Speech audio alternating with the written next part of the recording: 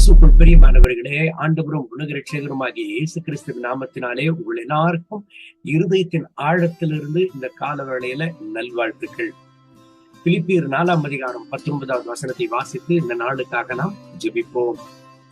என் தேவன் தம்முடைய ஐஸ்வர்யத்தின்படி உங்கள் குறைவையெல்லாம் கிறிஸ்து இயேசுக்குள் மகிமையிலே நிறைவாக்குவார். என் அன்பான தேவனுடைய பிள்ளைகளே, பிலிப்பியர் ஜனங்களுக்கு ஆவியானவர் என்ற வசனத்திலே பேசுகிறார். உங்கள் குறைவையெல்லாம் கிறிஸ்து இயேசு தன்னுடைய ஐஸ்வர்யத்தின்படி அவருடைய மகிமையிலே அவர் நிறைவாக்குவார். எனக்கு அன்பான தேவனுடைய பிள்ளைகளை, நம்ம ஆராதிக்கிற ஆண்டவர் வானத்திற்கு பூமிக்கு சர்வாதிகாரமுடைய ஆண்டவர். நம்ம ஆராதிக்கிற ஆண்டவர் வானத்திற்கு பூமிக்கும் சர்வாதிகாரமுடைய ஆண்டவர். அவர் சர்வ வல்லவர். அவர் யெகோவா ஈரே. நம்முடைய தேவைகளை நாம் அறிகிறதற்கு முன்பு நம்முடைய தேவைகளை அவர் அறிந்திருக்கிறார். மத்தேயு சுவிசேஷம் 7ஆம் அதிகாரம் 7வது வசனத்திலிருந்து 9வது வசனம் வரைக்கும் வாசிப்போமானால், அவரை தேடுகிற கர்த்தருடைய பிள்ளைகளுக்கு எல்லா நன்மைகளையும் அவர் அருளுகிற தேவனாக இருக்கிறாராம். அநேக நேரங்கள்ல நம்முடைய தேவைகளை நினைத்து, நம்முடைய குறைகளை நினைத்து, என் அன்பான தேவனுடைய பிள்ளைகளை, அநேக பேர் தூங்குகிறதே இல்லை. அநேக பேருக்கு ஒரே டென்ஷன், ஸ்ட்ரெஸ், போராட்டம். ஐயோ, என் தேவையா இப்படி இருக்கிறது, ஐயோ என் தேவை எந்த அளவுக்கு இருக்கிறது, இதெல்லாம் எனக்கு தேவையா இருக்கிறது, இதெல்லாம் கர்த்தரை எப்படி சந்திக்க போறாரு, இதெல்லாம் ஆண்டவர் எப்பொழுது என் தேவைகளை சந்தித்து என் மனபாரத்தை நீக்க போறாரு, ஆண்டவர் எனக்கு உதவி செய்வாரா? பல கேள்விகள் அநேக பேருக்கு எழுதுறதும். யோவான் எழுதின சுவிசேஷம் 6ஆம் அதிகாரம் 6வது வசனத்துல வாசித்தோமானால், ஆண்டவராக இயேசு கிறிஸ்து 3 நாள் வனாந்திரத்துல பிரசங்கிக்கிறார். 5000 பேருக்கு மேலாக அந்த இடத்துல ஜனங்கள் உட்கார்ந்திருந்தார்களாம். தேவைகள் அதிகமாக இருக்கிறது. ஆண்டவராக இயேசு கிறிஸ்து கேட்டார், உங்களிடத்துல என்ன இருக்கிறது? ஒரு சிறிய பையனிடத்துல இருந்து 5 அப்போ 2 மீனை ஆண்டவரிடத்துல கொண்டு வந்தார்கள்.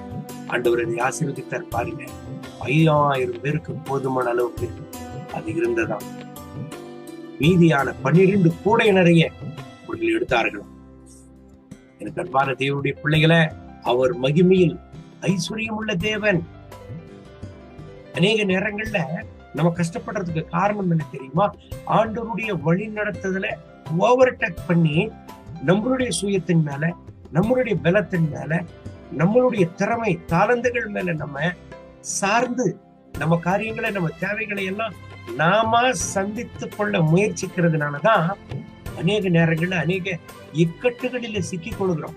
ஆகவே தான் அநேக பேர் சொல்லுவாங்க, ஐயோ எனக்கு இந்த அளவுக்கு கடன் ஆகி போச்சு, இந்த அளவுக்கு நான் பிரச்சனையில மாட்டிக்கினேன், இந்த அளவுக்கு போராட்டத்துல மாட்டிக்கினேன், இந்த அளவுக்கு இக்கட்டில போய் மாட்டிக்கினேன். காரணம் சுயத்தின் மேல் சார்ந்திருந்தல். காரணம் சுயத்தின் மேல் சார்ந்து வழி நடத்துகிறதான ஒரு அனுபவம். எனக்கு அன்பான கர்த்தருடைய பிள்ளைகளை, நம்முடைய தேவைகள் சிறியதாக இருந்தாலும் பெரிதாக இருந்தாலும் எல்லாவற்றுக்கும் மேலாக மகிமையின் ஐஸ்வர்யம் உள்ள தேவன் நமக்குள் இருக்கிறார் என்பதை மறந்து விடக்கூடாது. நம்மோடு கூட இருக்கிறார் என்பதை மறந்து விடக்கூடாது. தனிப்பட்ட வாழ்க்கையில தேவையா இருக்கலாம், குடும்ப தேவையாக இருக்கலாம், எந்த தேவையா இருந்தாலும் அழைத்தவர் உண்மையுள்ளவர், ஒரு மகிமையா இருக்கிறது. எனக்கு இருக்கிற நண்பு தேவனுடைய பிள்ளைகளை, இன்றைக்கு தேவைகளில் நிறைந்தவர்களாய் கலக்கத்திற்குள்ளும் கண்ணீருக்குள்ளும் பயத்திற்குள்ளும் வியாகுலத்திற்குள்ளும் ஒருவேளை நீங்கள் கடந்து சென்று கொண்டிருக்கிறீர்களா? என் அன்பு தேவனுடைய பிள்ளைகளை, சோர்ந்து போக வேண்டாம். அழைத்தவர் உண்மையுள்ளவர். உங்கள் தேவைகளை அவர் அறிந்திருக்கிறார். அவர் பெயரே யெகோவா ஈரே. அவருக்கு பெயரே யெகோவா ஈரே. அவர் எல்லா தேவைகளையும் சந்திப்பார். திறமையின் மேல சார்ந்தவர்களாய், பலத்தின் மேல சார்ந்தவர்களாய், நம்மளுடைய சாமர்த்தியத்தின் மேல சார்ந்தவர்களாய் ஒவ்வொரு காரியங்களையும் நாமா செய்து திறமையா கொண்டு போக நினைத்தோம்னா கடைசியில் தோல்வியே தான் சந்திக்க நேரிடும். ஆனால் ஏசியா தீர்க்க தரிசன புஸ்தகம் 45ஆம் அதிகாரம் 2வது வசனத்திலிருந்து வாசிப்போமானால், கர்த்தருடைய வார்த்தை சொல்லுகிறது, நான் உனக்கு முன்னே போய் கோணலான வழிகளை செவ்வையாக்குவேன். உன்னை பெயர் சொல்லி அழைத்த இஸ்ரவேலின் தேவனாகிய கர்த்தர் நானே என்று நீ அறிய முடித்து, வெண்கல கதவுகளை உடைத்து, இரும்பு தாழ்பாடுகளை முடித்து, அந்த வாரத்தில் இருக்கிற பொக்கிஷங்களை, ஒளிப்படத்தில் இருக்கிற புதையல்களை உனக்கு தருவேன் என்று ஆண்டவர் சொல்லியிருக்கிறார். இன்னைக்கு உங்கள் தேவைகள் என்னவா இருந்தாலும் அதை அவர் சந்திப்பார். மறைந்திருக்கிற மறைபொருள்களை உங்களை ஜீவனுள்ள சாட்சியாக நிறுத்துவார். சொர்ந்து போகாதே என் அன்பு தேவனுடைய பிள்ளையை, திடன்குள் உன்னை அழைத்தவர் உண்மையுள்ளவர். அவர் மகிமையாய் உன்னை நடத்துவார். காரணம், அவர் மகிமையிலே ஐஸ்வர்யம் உள்ள தேவன். இந்த கர்த்தருடைய வார்த்தையின்படி இந்த நாள் முழுவதும் கர்த்தர் உங்களை ஆசீர்வதித்து பலப்படுத்துவாராக. கண்களை மூடி ஜெபிப்போமா? அன்பின் ஆண்டவரே, இந்த கால வேளையில இந்த வசனத்தை கேட்டு இந்த ஜபத்தில் இணைந்து ஜெபித்துக் கொண்டிருக்கிற ஒவ்வொரு கர்த்தருடைய பிள்ளைகளுக்காக ஜெபிக்கிறேன். இவர்களை ஆசீர்வதியும், இவர்களை பரிசுத்தப்படுத்தும், இவர்களை பலப்படுத்தும், இவர்களை பலப்படுத்தும், இவர்களை திடப்படுத்தும். இவர்களுக்கு என்ன தேவைகள் இருந்தாலும் இவர்கள் தேவைகளை நீங்க சந்தித்தரணும். ஆண்டவரே, இவங்க பண தேவைகள், பொருள் தேவைகள் எல்லாவற்றையும் சந்தி. இவர்களுடைய வாழ்க்கையில ஆண்டவரே எப்பேற்பட்ட இக்கட்டுக்குள், போராட்டத்திற்குள்ள சிக்கி இருந்தாலும் இப்பொழுதே கடந்து வந்து இவர்களுக்கு முன்னே கடந்து போய் கோணலான வழிகளை சொல்லியா.